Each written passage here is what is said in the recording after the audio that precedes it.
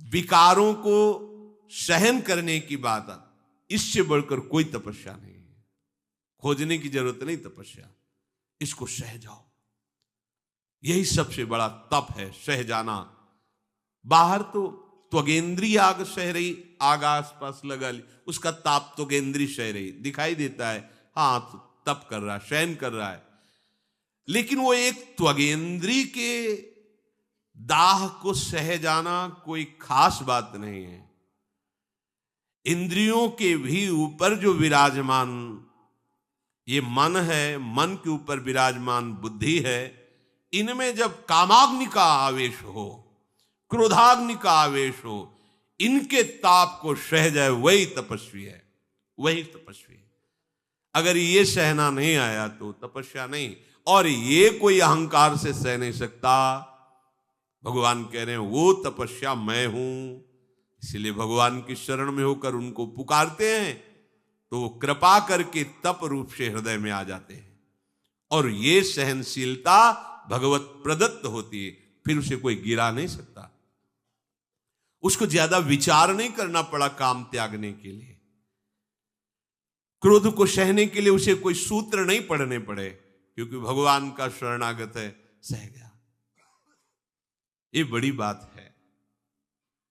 गोदावरी से स्नान करके आ रहे हैं, ऊपर से थूक दिया, फिर स्नान करने चले गए, फिर थूक दिया आएगा, उसी वही रास्ता था, 100 बार थूका।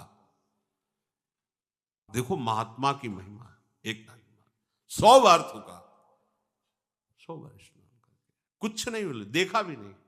और उसको लगा कि नीचे उतर के आए, साष्टांग दंडवत है, क्षमा कर दो महाराज, गलती हुई। देखो क्षमा में कितनी सामर्थ्य है। कुछ नहीं कहा, देखा भी नहीं।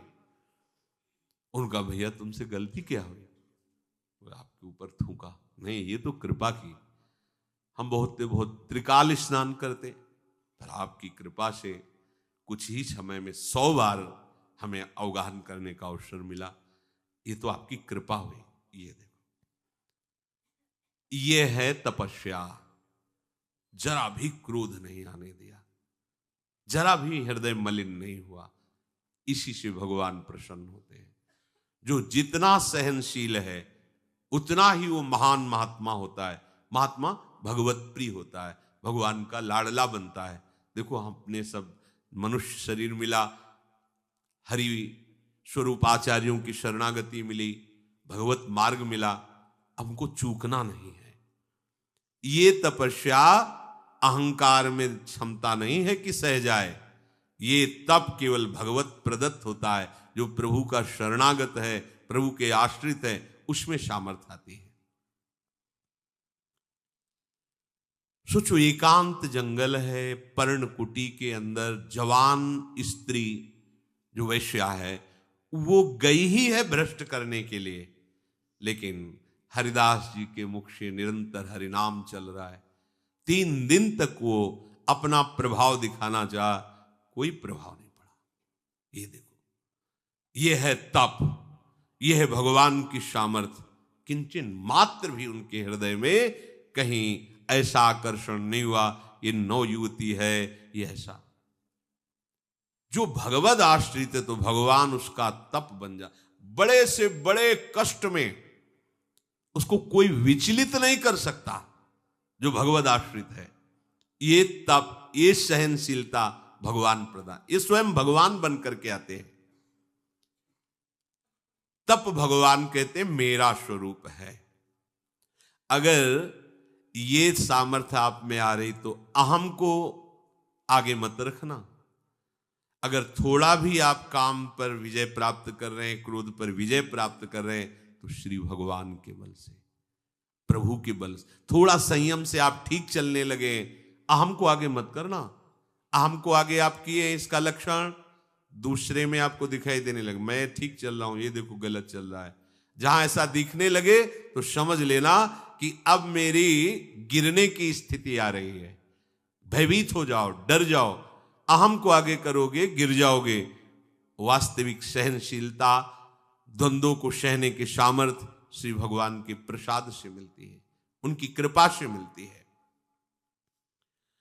बीजम माम सर्वभूतानां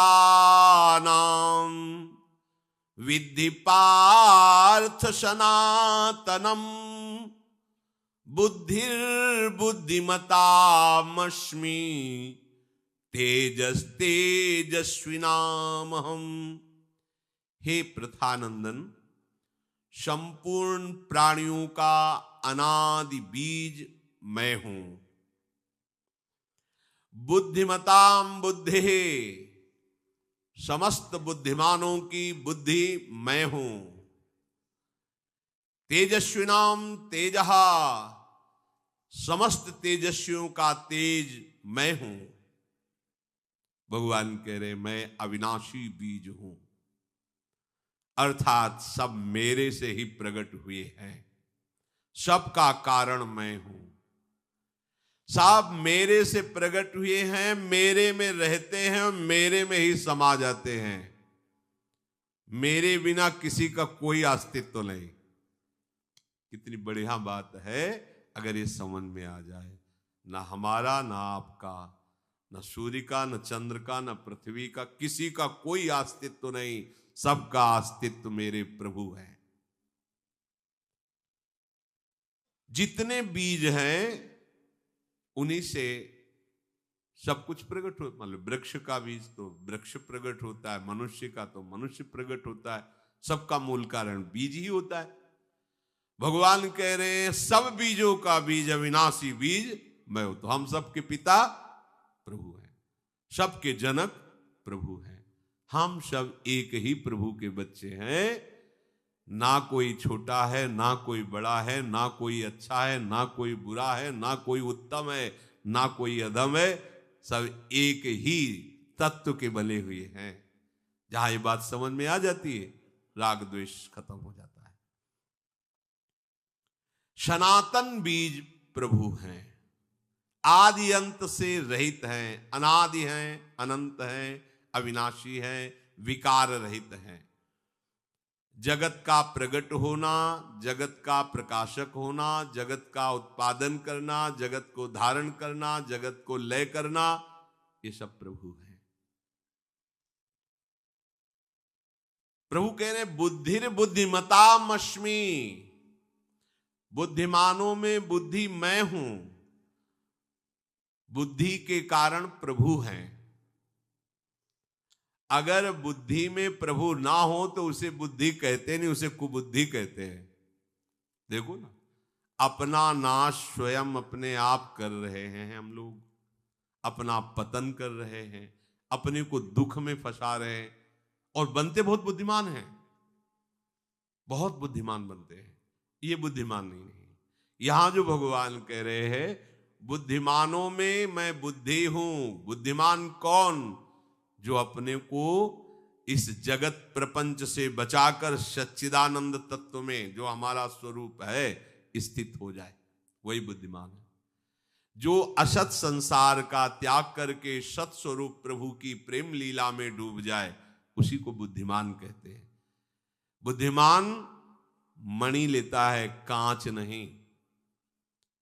मणिगण पुंज ब्रजपति छाणत हित हरिवंश कर गए कंच, ये बुद्धिमानी नहीं है, एक बुद्धि है। प्रभु के नाम का विस्मरण करके, प्रभु के आश्रय को छोड़कर किसी वस्तु व्यक्ति का चिंतन, उसका स्मरण, उसका आश्रय, ये बुद्धिमानी नहीं है। प्रभु का आश्रय लेकर प्रभु का निरंतर चिंतन करते हुए प्रभुमय हो जाना, इतना चिंतन गाढ़ हो जाए कि मैं प्रभु का भजन करता हूं ये भी स्मृति न रहे, केवल प्रभु की स्मृति, यह है सच्ची बुद्धिमत्ता। तो बुद्धि में ये बुद्धिमानी कहां से आती? भगवान ही उसकी बुद्धि बन के बैठ जाते हैं। बुद्धिमानों की बुद्धि मैं हूं। तेजस्विनामहम, समस्त तेजस्वियों में मैं हूं। ये दैवी संपदा का एक लक्षण होता है। तेज, अग्नि में दाहिका शक्ति, ये तेज का तात्पर्य है जो तत्व के जीवन मुक्त महापुरुष हैं, भगवान के प्रेमी जन हैं, उनमें एक अलौकिक सामर्थ्य जागृत होती है। उनके समीप जाते ही संसार का राग नष्ट होने लगता है। भगवत भजन में रुचि होने लगती, असत आचरणों के त्याग का उत्साह, ये उनका तेज है, ये उनका प्रभाव है। वो अगर आज्ञा कर दे तो तुम्हारे सामर्थ्य नहीं कि उल्लंघन कर सको, वो बात तुम्हारे पीछे पड़ जाएगी और तुमको सतमार्ग में ले आएगी। इसीलिए भगवान कह रहे हैं वो मैं हूं, तेजस्वियों का तेज, उनका प्रभाव मैं हूं, वो भगवत प्रभाव ही है। ये प्रभु क्यों वर्णन कर रहे हैं अर्जुन जी को? अनन्य चिंतन के लिए। कोई तेजस्वी दिखाई दिया, प्रभाव वाला दिखाई दिया, तो हमें किसी वस्तु व्यक्ति के गुण में नहीं फंसना। मेरे प्रभु हैं, इसका प्रभाव मेरे प्रभु हैं, इसका तेज मेरे प्रभु हैं। और कोई भी तेजस्वी या कोई भी प्रभाववान तभी होता है जब वो प्रभु में जितना तन्मय होगा उतने उसका प्रभाव होगा। बलम बलवताम चाहम काम राग विवर्जितम धर्मा विरुद्धो भूतेषु कामोस्मि भरतर्षभ। हे भरतवंशियों में श्रेष्ठ अर्जुन, बलवानों में काम और राग से रहित बल मैं हूं, प्राणियों में धर्मयुक्त काम मैं हूं। बलम बलवताम चाहम काम राग विवर्जितम।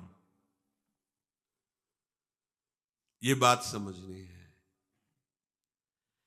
आप में जो कामादि को रोकने का बल है वो भगवान का है। हम इस बल का प्रयोग कहां से करते? भोगने में करते, रोकने में नहीं करते। ये बल हमें मिला है मुक्त होने के लिए, वो हम क्या करते? और फंसने वाले कार्य करते हैं। सावधान। आप में जो बल है, बुद्धि बल, शरीर बल, ज्ञान बल, उसका प्रयोग करके इस दलदल से निकल जाओ। इस दलदल में फंसने के लिए बल नहीं दिया गया है। आपको जो विवेक मिला, बुद्धि मिली, बल मिला, निकल जाने के लिए। अभी मंद बुद्धि, इसलिए आप समझ नहीं पा रहे कितना भयावह संकट है सामने, नहीं समझ पा रहे। अगर भगवत प्राप्ति नहीं हुई, इस जन्म में भजन नहीं बन पाया, पता नहीं किस योनि में जाना पड़ेगा। आपकी बुद्धि मंद है, इसलिए वो परिणाम पर प्रकाश नहीं डाल पा रहे, नहीं भयभीत हो जाएंगे अभी आप। आज हम अब सुखपूर्वक बैठे हुए हैं, कल कौन सी परिस्थिति होगी? सांस लेना भी मुश्किल हो जाता है, जीना भी मुश्किल हो जाता है, ऐसे भयानक कष्ट आते हैं, लगता है इससे अच्छा मृत्यु है। पर मृत्यु के बाद क्या हमारा स्वरूप होगा? कोई हम मुक्त थोड़ी हो गए, फिर किसी योनि में डाल दिए जाएंगे, फिर किसी कष्ट भोगने के लिए हमारी तो एक बार हमें चांस मिला निकलने का, और इस चांस को हम कहां खो रहे? भोगों के भोगने में, मनमानी आचरण करने में, अहंकार की पुष्टता में। ठीक बात नहीं है। इसलिए भगवान कह रहे बलम बलवताम चाहम काम राग विवर्जितम। कठिन से कठिन कोई भी परिस्थिति हो, यदि आप प्रभु का आश्रय लिए हो, वो आपको कठिन नहीं लगेगी, क्योंकि वो बल प्रभु होंगे। देखो, शरीर रोग से ग्रसित हो जाए, कोई संसार में तुम्हारा साथ न दे, भारी से भारी प्रतिकूल परिस्थिति, पर आपके हृदय में जो एक उत्साह है ना, वो भगवान होते हैं। बलम बलवताम, नहीं नहीं नहीं, मुझे कोई परास्त नहीं कर, मैं भगवत विस्मरण नहीं कर सकता, अन्य का आश्रय नहीं ले सकता, प्राण त्याग देना सहज है, पर मैं ऐसा नहीं कर सकता। भूल न दे कुमारक पांव, ये बल भगवान है, ये आप में है। आप इसका दुरुपयोग कर रहे हैं, इसलिए आप इसे समझ नहीं पा रहे। जहां कोई विकार, जहां कोई कठिन परिस्थिति, प्रतिकूलता आई, आप भूल जाते हैं अपने प्रभु को और आप गिर जाते हैं। नहीं, आप में बड़ा बल है, क्योंकि आप बल समुद्र प्रभु के अंश हैं, और आप में वो बल प्रभु ने दिया है। आप कर सकते हैं, आप हिम्मत कीजिए। जो आप राग में बल प्रयोग कर रहे हैं, काम में बल का प्रयोग कर रहे हैं, उसी को अनुराग और निष्कामता की तरफ प्रयोग कीजिए, अभी आनंद समुद्र में डूब जाएंगे। आसक्ति रहित, कामना रहित, शुद्ध निर्मल उत्साह प्रतिपल भजन का ये भगवान का बल है। यहां कामना युक्त प्रतिपल भोगों को भोगने के लिए उत्साह हम बढ़ा रहे हैं। खूब भोग सामग्री एकत्रित हो जाए, कैसे होगी? धन से। धन कैसे मिलेगा? जैसे भी मिले। अच्छा, धन मिला, धन मिले, भोग सामग्री मिले, भोग सामग्री मिली, किसके लिए? जीवन के लिए। तो इस जीवन का उद्देश्य क्या है? जी किसके लिए रहे हो? भोगों को भोगने के लिए। ये अस्तित्व है, ये हमारा क्रम है। नहीं, जीवन है प्रभु के लिए।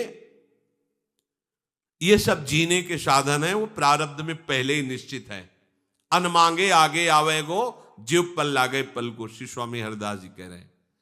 मति बंछे रे मति बंछे तिल तिल धन को, अन मांगे आगे आवेगो, जीव पल लागे पल को। बस तू तो इस जीवन का लाभ ले ले। ये जीवन किसके लिए? प्रभु के लिए। अब आप सही मार्ग में चल दोगे। जीवन किसके लिए? भोगने के लिए। भोग किसके लिए? जीवन के लिए। बस इतने चक्र रह गया। भोग सामग्री संग्रह करो और खूब उनको भोगो, और कुछ नहीं है। जैसे स्वप्न का विलास, ऐसे खाली के खाली, रीते के रीते रहते, तृष्णा और बढ़ जाती, भोग वासना और बढ़ जाती, और भोगा शक्ति ऐसी दुर्दशा कर देती है, भोगने लायक नहीं रहते, पर उसी का चिंतन, उसी की जलन, उसी में पूरा जीवन व्यतीत कर देते हैं। बलवताम बलम, भगवान का बल आप में है। आप भगवान के बच्चे हो, आप भगवान के अंश हो, आप भगवत स्वरूप हो। आप अपने बल का प्रयोग कीजिए। कर रहे हैं, पर भोगने में नहीं, प्रभु की प्राप्ति में, इन पर विजय प्राप्त करने में। शास्त्र के अनुसार आपका जीवन हो जाए, भगवत प्रियता के लिए आपकी चेष्टा हो जाए। सतत नाम, ये जिनके प्रश्न रहते हैं, भजन नहीं होता है, बेकार की बातें हैं। आप अभ्यास विषयों का कर रहे हैं तो विषय चिंतन हो रहा, प्रभु का करें तो भजन होगा। एक स्थिति आती है फिर भजन करना नहीं पड़ता। जैसे हर नस नाड़ी में रक्त का प्रवाह दौड़ रहा है, दिल की धड़कन स्वयं हो रही है, सांस स्वयं आ जा रही है, ऐसे भजन छा जाता है। भजन करना थोड़ी पड़ता है फिर। पर यहां तक पहुंचने के लिए विषय क्रिया, विषय चिंतन त्याग करके निरंतर भजन का अभ्यास, तब आपकी रोम रोम जब रग रग बोले, तब कुछ स्वाद नाम को पावे। नस नाड़ियों में जैसे रक्त दौड़ रहा है, भजनानंदी के नाम रक्त के साथ दौड़ता है। देखो ना, कंडा थाप रही तो कंडा बोल रहा है विठ्ठल विठ्ठल, उसमें गूंज रहा है विठ्ठल। ये सब अपार बलशाली महापुरुष हैं। क्या बल है इनका? प्रभु, प्रभु इनके बल है। हम लोग इस बल का दुरुपयोग करते हैं, इस बल को आसुरी भाव में प्रयोग कर, बलपूर्वक किसी का स्वत अपहरण करना, किसी को दुख पहुंचाना, अपनी इंद्रियों को भोगों में अपने बल का प्रयोग करना, ये हमारे नाश का कारण बन रहा है। भगवान ने हमें ये जो बल दिया है, ये राग रहित होने के लिए है, ये दूसरों को सुख प्रदान करने के लिए है, ये काम आदि वेगों को सहने के लिए बल, ये बल है हमारा। हम टूट जाएं, हम निराश हो जाएं, उदास हो जाएं, कैसी परिस्थिति में हमें डाल देते हैं ये भोग कामनाएं, भोग चिंतन। स्वयं आत्महत्या करने के लिए तैयार हो जाता है आदमी।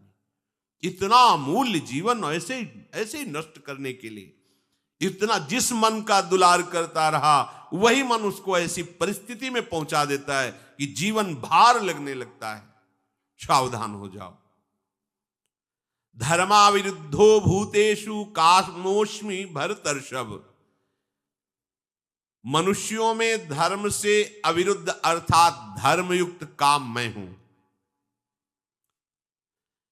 सबके अंदर कामना रहती है, कोई ऐसा नहीं जिसके अंदर काम ना हो। उसका मोड़ कर दिया जाता है। अब हमारी कामना का विषय हमारे प्रियालाल है, हमारी कामना का विषय प्रियालाल की सेवा है, हमारी कामना का विषय निरंतर प्रियालाल का चिंतन है, हमारी कामना निकुंज में जाने की है, हमारी कामना प्रियालाल के साथ रहने की है, हमारी कामना एक क्षण भी उनसे हम विलग न रहे। काम ही तो है। काम का शब्द केवल एक जनेन्द्रीय जनित मलिन क्रिया को नहीं कहते, संपूर्ण कामनाओं को कहते हैं। ये काम की धारा को इनकी तरफ मोड़ दो। सुंदर देखने की इच्छा है तो इनसे सुंदर कौन होगा? युगल सरकार से। सुंदर सुनने की इच्छा है, एक एक अक्षर में प्रेमामृत समुद्र उड़लते जब प्रियालाल बात करते हैं। आहा, गावत सुंदरी हरि सरस धमार, पुलकित खग मृग बहत नवारी। प्रियालाल गा रहे हैं। स्पर्श, इनसे सुंदर किसका स्पर्श होगा? इनके श्री चरणों की सेवा, इनके श्रीअंगों में पोशाक धारण करवाना, आभूषण धारण कर, ये हमारी संपत्ति है। ये दंपत्ति हमारी संपत्ति है। जैसे अपनी संपत्ति में कोई भय नहीं होता, ऐसे ही हमारी संपत्ति प्रियालाल हमारे खिलौना है। श्यामा श्याम ये हमारे खिलौना है, ये हमारे जीवन धन है, ये हमारे प्राण है, ये हमारे मित्र है, ये हमारे सर्वस्व है। कामना को मोड़िए इधर। इनसे बढ़िया प्रीतम कौन होगा? इनसे बड़ा धनी कौन होगा? और ये सब होते हुए भी बहुत प्यार करते हैं। जो कोई थोड़ा भी इनसे प्यार कर ले, बहुत प्यार करते हैं। आप सोचिए जरा,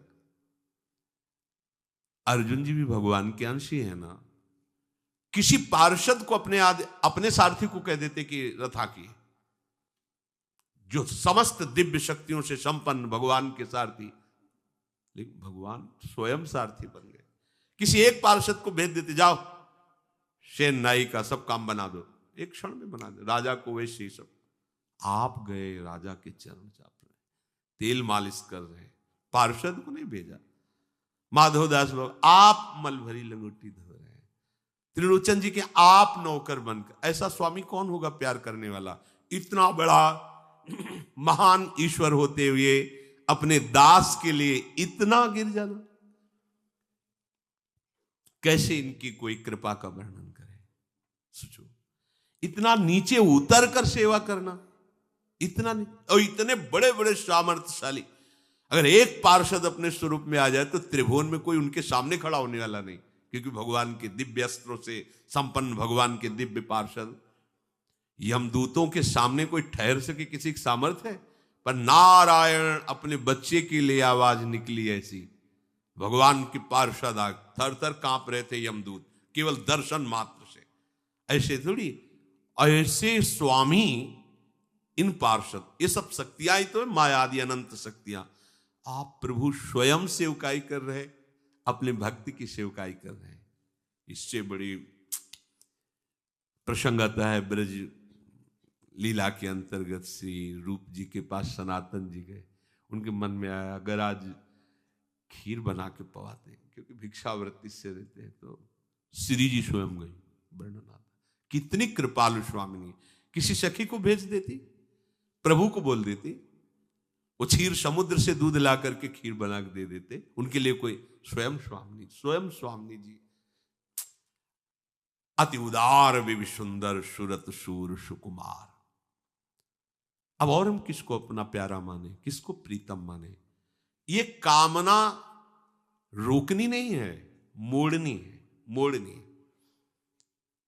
ऐसे सुन, मतलब पति भाव से गोपीजनों ने भजा तो बड़े बड़े परमहंसों ने चरण धूली माथे पे धारण की। सखा भाव से भजा,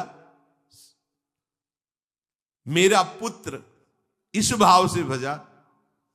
अरे वो तो तुम्हारे सब कुछ, स्वामी सेवक गुरु चेला मित्र, कुछ भी बनने के लिए तैयार है। ऐसा कौन स्वामी होगा? ऐसा कौन महान दूसरा हो सकता है जो अपने प्यार करने वालों के लिए कुछ भी बन सकता है? कोई त्रिभुवन में ऐसा कोई त्रिभुवन में नहीं। भीष्म जी ने प्रण लिया दुर्योधन की बार बार प्रेरणा पे।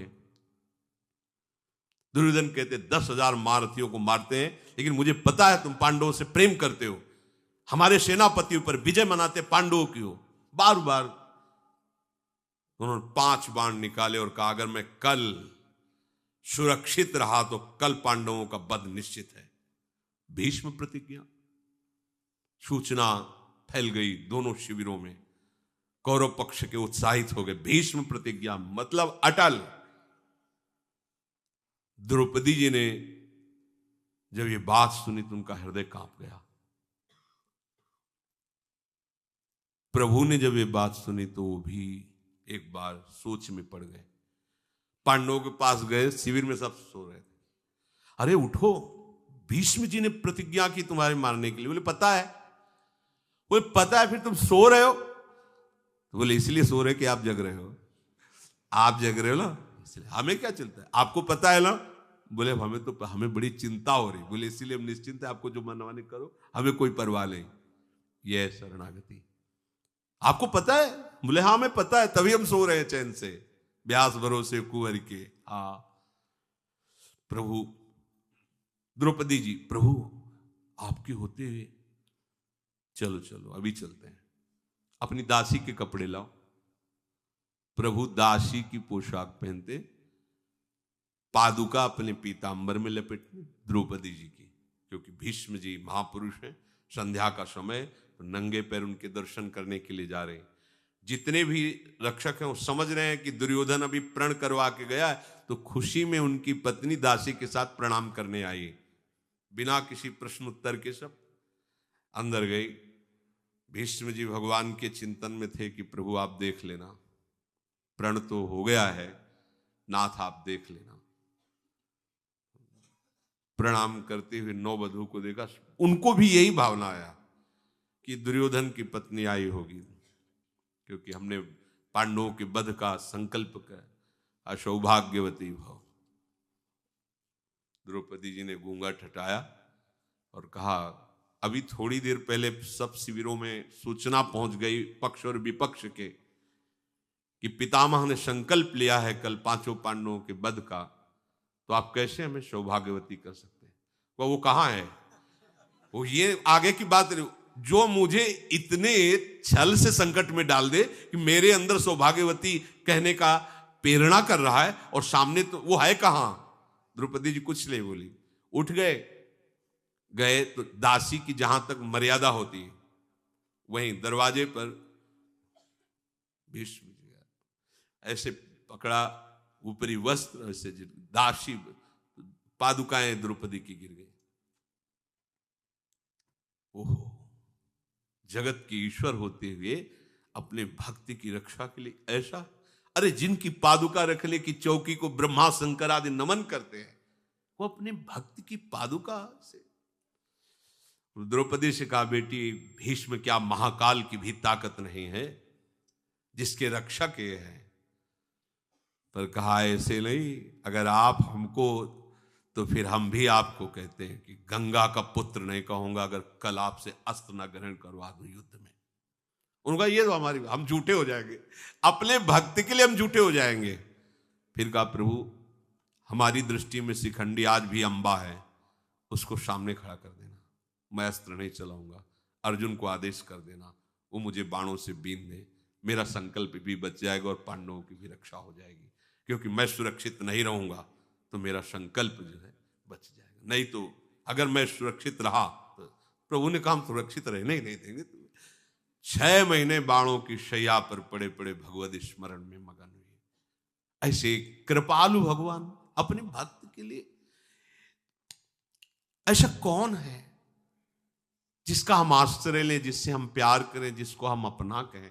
ये कोई कथा वार्ता नहीं, सच्ची मानिए। आप प्रभु से अंदर से नहीं जुड़े इसलिए आपको संसार नजर आ रहा है। जिस दिन आप अंदर से जुड़ जाएंगे, कण कण में तुम्हें हर क्षण वो अनुभव कराता रहेगा, मैं हूं, देखो मैं हूं, देखो मैं तुम्हें देख रहा हूं, देखो मैं तुम्हें प्यार कर रहा हूं।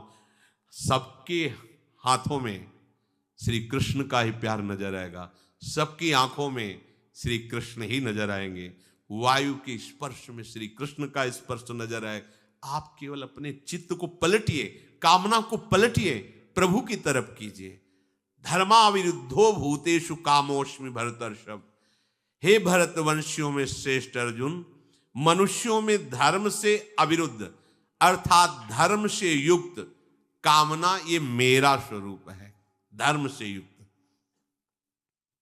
क्योंकि अगर धर्म से रहित तो फिर आसुरी भाव है और वो नष्ट करने वाला है। अगर लौकिक काम की भी आज्ञा दी गई है तो सद्गृहस्थी की मर्यादा के अनुसार पाणी ग्रहण आदि संस्कार करके भगवान की प्रसन्नता के लिए, सृष्टि सम्यक पूजा के लिए, वो संतानोत्पत्ति, वो भी भगवत स्वरूप मानी गई है। वासना की पूर्ति के लिए नहीं, भगवत प्रसन्नता के लिए। शेष समय ब्रह्मचर्य रह करके भगवत आराधन पूर्वक सृष्टि की जो सेवाएं हैं उनको भगवत स्वरूप मान करके करे, वो महात्मा ही होता है, वो भगवत स्वरूप ही माना जाता है, वो ब्रह्मचारी ही माना जाता है।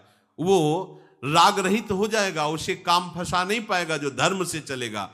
जो अधर्म से युक्त हो जाता है, यही काम ऐसी उसको जलन पैदा करता है, ऐसी आसक्ति पैदा करता है, वो भ्रष्ट होते होते पशुओं से भी नीचे गिर जाता है। काम जब धर्म से युक्त होता है तो काम हमारे अधीन होता है, और जब हम धर्म से विमुख हो जाते हैं तो हम काम के अधीन होते हैं। काम के अधीन हो जाने पर फिर ये नहीं दिखाई देता कि ये कौन है। ऐसी मदांधता चढ़ती है कि वो पवित्र संबंधों को भी दूषित करने लगता है। कोआ मदांधो मदना तुरोवा। अगर धर्म से युक्त काम है तो काम हमारे अधीन रहेगा, और अगर धर्म का त्याग कर दिया तो हम काम के अधीन हो गए तो फिर आसुरी भाव छा जाएगा, राक्षसी भाव, ये जो हमारी दुर्गति का कारण बनता है, ये काम की अधीनता। काम का तात्पर्य एक ही इंद्रियजन्य नहीं। हमारी कामना धन की हुई, हमारी कामना मान की हुई। अपने मान की रक्षा के लिए हम दूसरों को मरवा सकते हैं, अपने धन की कामना के लिए हम दूसरों की चोरी कर सकते हैं। बहुत तरह की कामनाएं। जब हम धर्म से युक्त होंगे तो कामना हमारे अधीन होगी, जब अधीन होगी तो सही मार्ग चलेंगे। और जब हम धर्म से विमुख होंगे, भगवत विमुख होंगे, तो हम कामना के अधीन होंगे और कामना हमारा नाश कर देगी। जब तक हम भगवत सन्मुखता धारण नहीं करते, ये कामनाएं हमें जलाती रहेंगी, ये कामनाएं हमारी दुर्गति करती रहेंगी। इसलिए भगवद आश्रय लेकर ये जन्म केवल प्रभु को दे दो, केवल प्रभु को। बहुतों से प्यार किया है, बहुत सी कामनाओं की पूर्ति के लिए बहुत से जन्म दिए हैं। एक बार ये जन्म जितना बचा है वो प्रभु को दे दो, फिर आप देख लेना, निहाल हो जाओगे। अगर आज शाम तक ही प्राण छूट गए तो भी आपका घाटा नहीं होगा। आज अभी बात स्वीकार करो, शाम तक प्राण छूट जाए तो घाटा नहीं होगा, आपकी उन्नति होगी। आपको परमार्थ का या अवसर देंगे और या परमार्थ का फल दे देंगे, दोनों बात है। अगर उनकी इच्छा हुई कि इसे साधन परायण बनाकर जगत मंगल के लिए तो भेज देंगे, भक्ति का अंदर बल दे करके। और अगर उनको लगा कि नहीं, तो अभी आपने निश्चय किया है वो शाम तक शरीर छूट जाए तो भगवत प्राप्ति हो जाएगी। बड़े कृपालु हैं प्रभु, बड़े कृपालु हैं। एक क्षण में सारे के सारे अंदर जितने दोष सब नष्ट कर सकते हैं, बस हम अहंकार रहित होकर उनका आश्रय लेकर भजन परायण